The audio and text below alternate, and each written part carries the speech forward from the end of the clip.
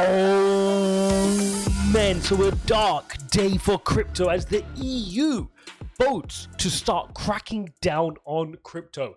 This is a big vote that occurred last night, and I think a lot of people across the world are underestimating what this could mean for the wider crypto community. So in this video, we're going to break down exactly what happened. What have they voted on? What does it mean? What implications could this have for people outside the EU and in the EU and the wider crypto community as a whole? We can already see Bitcoin is back down to $45,000 roughly after being as high as 48,000. Is this the reason? Is this the end? Will we start heading to the downside? We'll also take a look at the charts, but first, let's get into what exactly happened, because this vote went through, and you can see, if we switch on over to the screen, you can see that the EU Parliament voted to crack down, and 58 voted for this movement, 52 voted against, and 7 abstained. So it was a close vote, but unfortunately, the crypto crackdowners, let's call them that, won this vote. And what does this mean? Well, what it means, very simply, is crypto providers will have to collect and then verify sensitive information and report it for anything over €1,000 if there is a transaction from a non-custodial wallet. Very important. Non-custodial wallet is something that is not registered with their governing body, their FATF. Now, so things like MetaMask and your other personal wallets which you'll use, which are not hosted, i.e. they're not on an exchange. So something like Coinbase is considered a hosted wallet, right? Binance is a hosted wallet. They're centralized exchanges. But anything like a MetaMask or a personal wallet like Phantom, that will be classed as a non-custodial, unhosted wallet. But now, this is what it means. Let's look at it in very simple terms. And Brian Armstrong was warning about this a couple of days ago, just before the vote. We also posted a deep thread about this and why this is so important. If you haven't read it, still go read it. It's very relevant because this has now been voted for. So we need to know what are the implications of this. We're going to cover that off in this video. But in essence, what Brian Armstrong said, if we skip down to here, imagine if the EU required your bank to report you to the authorities every time you had to pay your rent merely because the transaction was over €1,000. Yep, that's exactly the equivalent of what's going on right now. If you make a transaction for over €1,000, right? €1,000 with a non-custodial wallet, not only are they required to report that, they have to do, on any amount, they will have to do KYC and AML on not only you, which you would have done because you're on the exchange, but the person you're sending the funds to. Okay, so imagine your landlord who you're sending 1,000, euros across using Coinbase into their MetaMask, let's say. That MetaMask wallet would need to be KYC'd and AML'd, and Coinbase or the exchange would have to hold it, that information. So imagine, that brings us on to my next point, which is Coinbase and centralized exchanges. Because they're going to have to collect all this data, not only obviously like they're currently doing, they're already doing KYC, AML checks on their customers, but on where the money is going. So they're going to have a huge database of decentralized wallets like MetaMask tied to personal information, right? So, and not even because of me. Like, let's say I've got a MetaMask wallet and somebody wants to send me €1,000. They're going to send me €1,000 from their Coinbase. Now, Coinbase is going to ask for my personal data. They're going to want my address, my ID photos, my KYC, my AML, right? And then that is going to be sat on a Coinbase wallet, even though I'm not a Coinbase customer or a Binance customer, whichever one you want to use. I'm just using them interchangeably.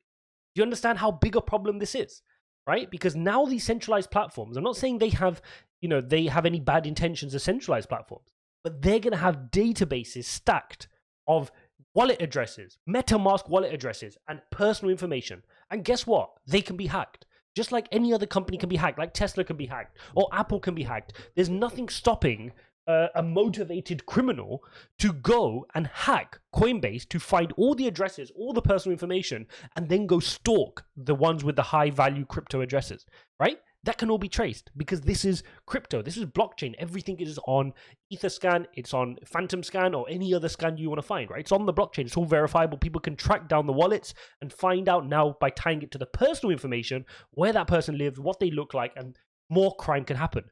So this whole rhetoric from the EU about we're trying to stop crime and there's loads of crime and money laundering going on in crypto. Well, you can't, two wrongs don't make a right. You can't introduce more crime and more potential for crime to try solve the issue.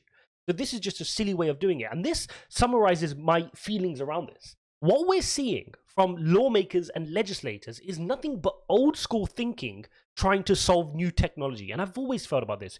You've got entrepreneurial minds and innovators trying to push forward Web3, Metaverse, DeFi, DAOs, all this technology. But you've got lawmakers who, if you quiz them on that very technology, they wouldn't understand the implications. So how are they in a position to vote on this stuff? And it reminds me of the time when Mark Zuckerberg went to Congress. And this is modern, right? This was only a year or two ago, right? When Mark Zuckerberg was sat at Congress and you saw the lawmakers in the US could not even understand something like social media, which is Web 2.0, which has been around for 20 years, right? How can they understand Web 3.0? These very same lawmakers. It's just old school thinking trying to be applied to new technology. And so all they're trying to do is apply what they know from the banking system and apply that to crypto because they don't have any other solutions. The lawmakers aren't innovative, right? So all they're going to do is apply, if banks have to report, we'll make the same for crypto. If banks have to do KYC checks on both bank accounts, we'll do the same for crypto. But what you don't understand is with unhosted wallets, these all have wallet addresses which can be traced and people can find out how much crypto you own. They can stalk you. They can then get a hack, find out your personal data. This is not good, right? Now, the other thing is the EU is considered a big bloc. Of course it is. And it's considered quite a mature bloc. So this could easily set the precedence for the US to say the EU are doing it, we can follow suit. Okay, but what is the problem with this? Well, the problem with this is if you start to tie things down and crack things down, you're losing your comparative advantage. And for every opportunity you miss, so if the EU decide to make it very difficult to run businesses in crypto, to trade in crypto, that is someone else's benefit. Whether it's a country you like or don't like, it's somebody else's benefit. So don't start crying if the EU and the US start to crack down too much on crypto and China becomes a leader on it, or Russia becomes a leader on it, or any other Asian country becomes a leader in it, or the Middle East, because the EU and the US, who had the opportunity, had all the best companies, just like they did for the social media world, but you decided to crack down on it. Then don't cry when you start to see things like TikTok start to emerge because you didn't understand the technology you had and you were introducing laws which made it difficult and stifled innovation, right? So this is a big issue. This is a big issue. We need to monitor it. It's just the battle, not the war, as a lot of people have said. It's going to take months to completely push this through, but this vote is not a good step because it shows the thinking around how the lawmakers are thinking, and it's not good. And I think if we take a look at what Brian Armstrong said, imagine you sent your cousin to help with groceries. The EU required your bank to collect and verify private information about your cousin before allowing you to send the funds. It's just ludicrous. It's just ludicrous, and it means you no longer have control of your money. And imagine the things that can happen thereafter, right? Once they start controlling these, they can then say, if you're not falling in line with what the government wants you to do, they can restrict the movements of the funds, right? This is the first step towards. Now, the other thing which is very interesting is, let's think about it from the perspective of Brian. Why is Brian so vocal against this? I mean, obviously from the wider crypto space, I'm sure he echoes a lot of the sentiments that I feel and we feel in the community around this. But the other aspect from him being the CEO of Coinbase, this is going to increase a lot of admin tasks and a lot of extra funds, which he's not going to get paid for, right? He's going to have to now go and collect, verify, and report transactions to authorities. That's going to cost him money. Every time there's a transaction of over €1,000, he's going to have to report this to the authorities. Every time there's any transaction with an unhosted wallet, he will have to do KYC and AML. And it's going to cost him. Remember, all these companies, they don't do their own KYC. They use these intermediary third-party companies to do all that, right? Where they scan your face, they check your ID, they do all that stuff. They have to pay every time that happens because they're using third-party providers to do it.